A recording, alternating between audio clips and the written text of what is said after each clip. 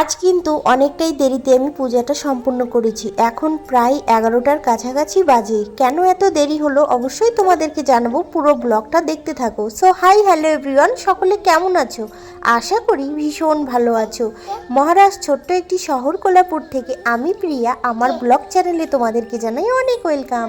আমি তো ভীষণ ভালো আছি, তোমরা কেমন আছো অবশ্যই আমাকে একটু কমেন্টে জানিও।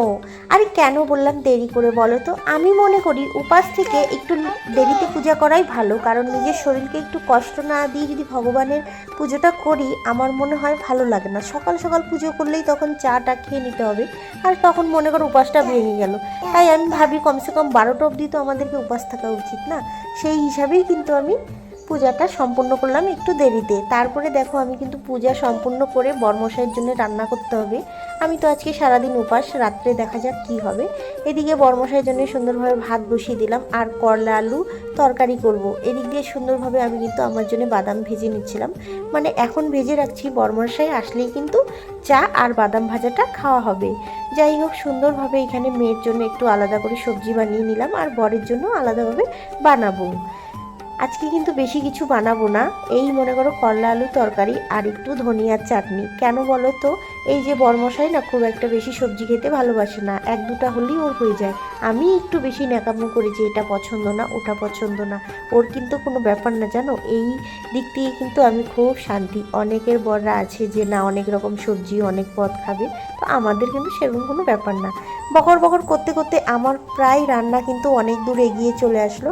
এদিক দিয়ে মেয়ের সবজিটাও হয়ে যাচ্ছে, আর বরমশাইয়ের জন্য একটু ঝাল দিয়ে চটপটা করলা আলু সবজি করে নিচ্ছি, আর ধনিয়াটাও এখন একটু বেটে নিব। বাটাবাটি হয়ে গেছে, রান্না প্রায় আমার কমপ্লিট। আর এখন কিন্তু আমি সুন্দরভাবে চুলা টুলাগুলো পরিষ্কার করে নিব। এদিকে মেয়ে কিন্তু ঘুমিয়ে আছে, উঠলেই কিন্তু দুষ্টুমি করবে, তাই খুব চড়িচুপি করে কাজগুলো করে নিচ্ছি।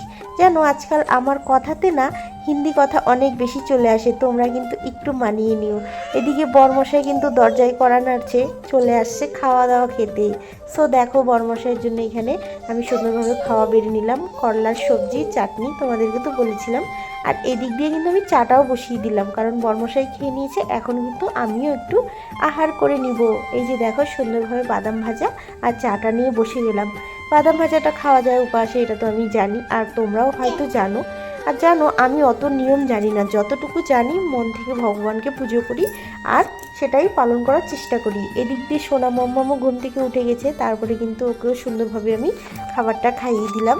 জানো করলা দিয়ে সোনা মাম্মাম কিন্তু খুব ভালো খায় অন্য কিছুর থেকেও, তাই জন্য দেখো সুন্দরভাবে আমি কিন্তু খাওয়াটা কমপ্লিট করতে পারছি। আর ডাল টাল হলে না খেতে চায় না হতো। আজকে এখানেই বিদায় নিব, দেখা হবে নেক্সট ব্লগে। ততক্ষণে তোমরা সবাই ভালো থেকো, tata guys, love you all.